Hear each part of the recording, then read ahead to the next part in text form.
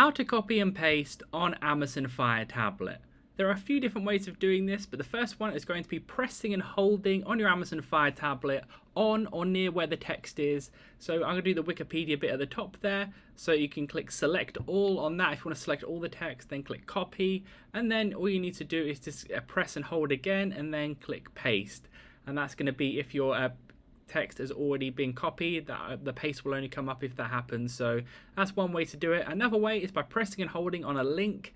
Then you can either copy link address or just copy the link text, and then the same type of thing again, you can press on wherever you want to put the text, whether that's a message or whatever, and then click paste by pressing and holding again.